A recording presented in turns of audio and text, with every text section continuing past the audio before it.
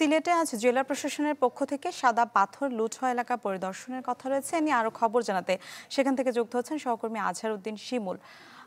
শিমুল, এখনো প্রশাসনের পক্ষ থেকে কেউ পৌঁছেছে কিনা একটু জানাবেন বিস্তারিত।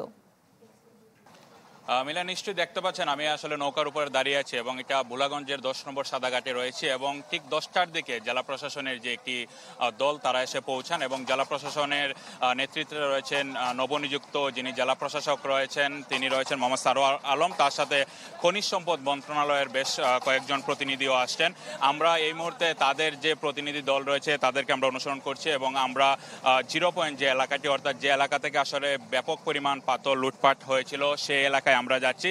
আপনি জানেন যে গতকালে কিন্তু সিলেটের যে নবনিযুক্ত জেলা প্রশাসক যিনি রয়েছেন মোহাম্মদ সারোয়ার আলম, তিনি আসলে যোগদান করেছেন। যোগদানের পরেই কিন্তু গতকালই তিনি আসলে সাদা পাথর পরিদর্শনে গিয়েছিলেন এবং সেখানে তিনি সাংবাদিকদের আসলে জানিয়েছেন যে যারা এই লুটপাটের সাথে জড়িত তাদের আইনের ব্যবস্থা নেওয়া হবে। এবং গতকালই তিনি জানিয়েছিলেন যে খনিজ সম্পদ মন্ত্রণালয়ের একটি প্রতিনিধি দল আজকে তারা এখানে আসবেন এবং তারই ফলশ্রুতিতে তারা আজকে এখানে এসে পরিদর্শন করবেন। আপনাদের জানিয়ে রাখি যে খনিজ সম্পদ মন্ত্রণালয়ের যে ব্যুরো রয়েছে তারা 1500 থেকে 2000 অজ্ঞাত জনের বিরুদ্ধে আসলে মামলা দায়ের করেছিল। এই মামলা এখন পর্যন্ত 12 জনকে আটক করতে সক্ষম হয়েছে থানা পুলিশ এবং এই ঘটনায় কিন্তু সারা দেশেই তোলপাড় সৃষ্টি হয়। আমরা ইতিমধ্যে দেখেছি দুদক যে তদন্ত প্রতিবেদন জমা দিয়েছে সেখানে 42 জন রাজনৈতিক নেতাকর্মীদের নাম তারা আসলে দিয়েছে। এই নিয়ে আসলে নানা আলোচনা সমালোচনা চলছে পুরো সিলেট জুড়ে। এবং কালার এক্সপার্ট, জর্জ স্যাপ এবং মাইল্ড অন হ্যান্ডস টেকনোলজি সমৃদ্ধ অরিক্স ক্রিস্টাল ওয়াশ আপনার লন্ড্রি এক্সপার্ট।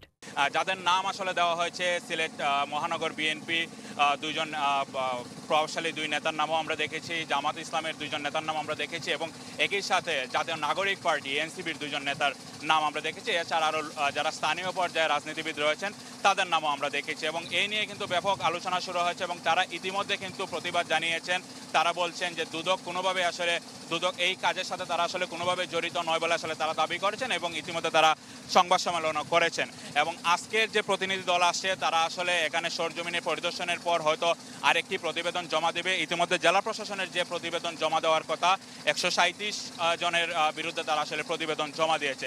তো মিলা, আমরা সারাদিনে রয়েছি সাদা পাথর এলাকা, আপনাদের হয়তো পরবর্তী বুলেটিনে সর্বশেষ আপডেট জানাতে পারবো। মিলা।